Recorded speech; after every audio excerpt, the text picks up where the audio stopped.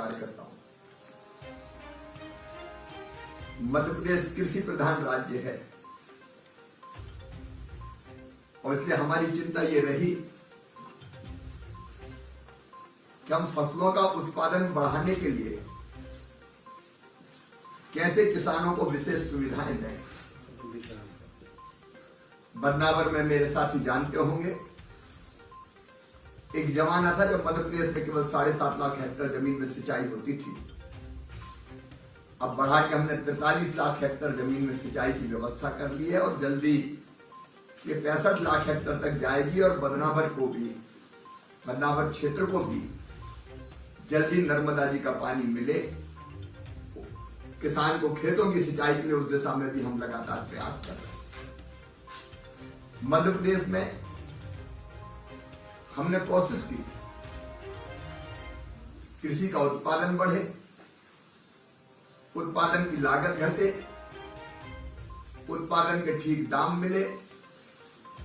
उसके लिए अनेकों कदम उठाए, उसके बारे में आज मैं विस्तार से नहीं बोलूंगा, लेकिन उन कदमों का ही परिणाम है 0% ब्याज पे कर्जा देने जैसी अनेकों योजनाएं। उसी का परिणाम है कि कृषि उत्पादन के क्षेत्र में आज मध्य प्रदेश लगातार 7 साल से कृषि कर्मण अवार्ड जीत रहा है। कृषि के क्षेत्र में हम सर्वश्रेष्ठ काम कर रहे हैं। 11 जलवायु क्षेत्र मध्य प्रदेश में। अब हमारा गेहूं एमपी वीट के नाम से पूरे देश और दुनिया में जाना जाता है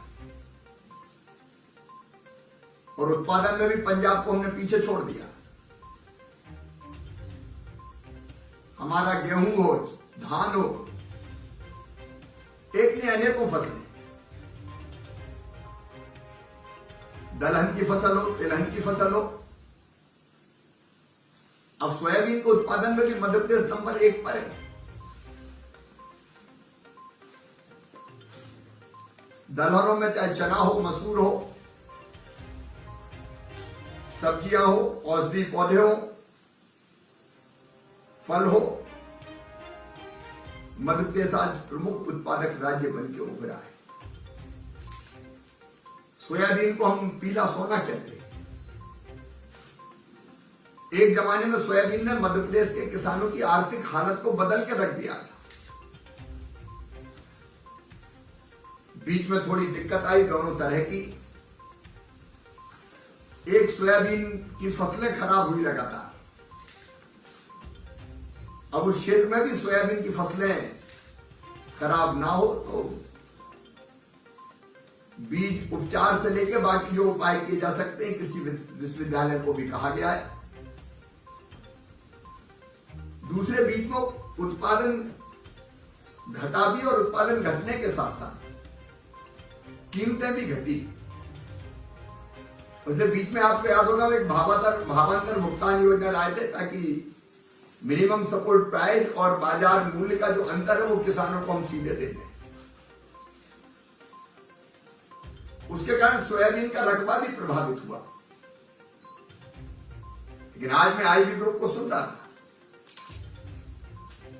उन्होंने आश्वस्त किया कि सोयाबीन के ठीक दाम मिलेंगे,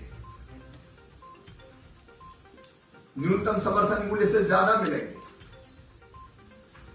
और राजवर्धन जी कह रहे थे कि तेल भी सस्ता मिलेगा। आम का आम और गुठलियों के दाम, उस तरह का ये प्रयास है। सोया इंडस्ट्री को हमको फिर से खड़ी करना है और उसमें बदनावर को जो आज सौगात मिली है उस दिशा में एक बड़ा कदम है ये। आपका एकीकृत सोया प्रसंस्करण और पशुधन फीड संयंत्र, ये दोनों काम करेंगे। और राजवर्धन जी कह रहे थे कि ये अभी तो शुरुआत है 360 करोड़ से, आगे ये और निवेश बढ़ेगा। आईबी ग्रुप ने वैसे ठीक फैसला किया है, मध्य प्रदेश को चुना है और मध्य प्रदेश में भी बदनावर को चुना है। ये आसपास पूरा सोया उत्पादक क्षेत्र है, थोड़ा सा किसानों को प्रोत्साहित कर देंगे तो फिर सोयाबीन का बम्पर उत्पादन होगा और किसानों को ठीक दाम मिलेंगे तो निश्चित तौर पर सोया का उत्पादन बढ़ेगा। ये सोया प्लांट इसलिए भी जरूरी है कि हम खाद्य तेलों का बड़ी मात्रा में आयात करते हैं, हमको इंपोर्ट करना पड़ता है, उससे हमें हमारी विदेशी पूंजी बाहर जाती है। अगर हमारे यहीं पर्याप्त तेल का उत्पादन होगा तो शुद्ध खाद्य तेल मध्य प्रदेश सहित अपने देश को मिलेगा और इस दृष्टि से इस इकाई को मैं बहुत महत्वपूर्ण मानता हूं। मध्य प्रदेश निवेश के लिए सर्वाधिक उपयुक्त राज्य है और मुझे बताते हुए खुशी है कि कोरोना काल में भी लगातार अलग अलग औद्योगिक ग्रुप्स मध्य प्रदेश में निवेश कर रहे हैं। इसी साल अगर देखें तो दिसंबर तक, अप्रैल से दिसंबर तक 27,856 करोड़ रुपए का निवेश मध्य प्रदेश की धरती पर आया और ये लगातार जारी है। तो अब कृषि प्रधान राज्य तो थे, अब कृषि से हम उद्योगों की तरफ बढ़ रहे हैं और उद्योगों में भी फूड प्रोसेसिंग, किसानों का जो कच्चा माल है, उत्पाद है, उसकी प्रोसेसिंग करके वैल्यू एडिशन करेंगे तो उसके दोनों फायदे होंगे। किसान को ठीक दाम मिलेगा और हमारे बच्चों को रोजगार मिलेगा। आर्थिक गतिविधियां बड़ी तेज गति से प्रारंभ होंगी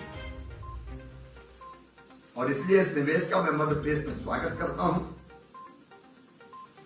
और आईबी ग्रुप से यह आग्रह भी करता हूं कि और वो मध्य प्रदेश में फूड प्रोसेसिंग के क्षेत्र में निवेश करें। निवेश के लिए अनुकूल परिस्थितियां, इन्वेस्टर फ्रेंडली हमारी नीतियां, निश्चित समय सीमा में क्लियरेंस देना,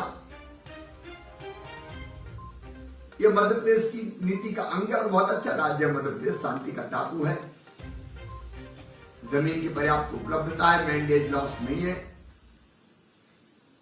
और हमारे लोग सहयोगी मानसिकता है। इसलिए मैं आपको मध्य प्रदेश में बदनावर में निवेश करने के लिए धन्यवाद देता हूं। निवेश का ये सिलसिला जारी रहेगा ताकि हम अपने बच्चों को बेहतर रोजगार भी दे सकें और किसानों की आय को माननीय प्रधानमंत्री जी का जो संकल्प है दुगनी करने का, तो दुगनी करने का संकल्प भी पूरा तभी होगा जब हम ये फूड प्रोसेसिंग और वैल्यू एडिशन का काम कृषि के उत्पादन के साथ साथ करेंगे। एक बार फिर कार्यक्रम में उपस्थित सभी भाई और बहनों को मैं प्रणाम करता हूं, एक आग्रह के साथ कि भैया मास्क का उपयोग जरूर करो। कोरोना बढ़ रहा है, हमने अभी प्रतिबंध ज्यादा नहीं लगाए, नाइट कर्फ्यू लागू है, स्कूलों में बच्चे 50% जाएंगे ये हमने तय किया है, बड़े मेले नहीं होंगे ये हमने तय किया, लेकिन सावधानी रखना जरूरी है ताकि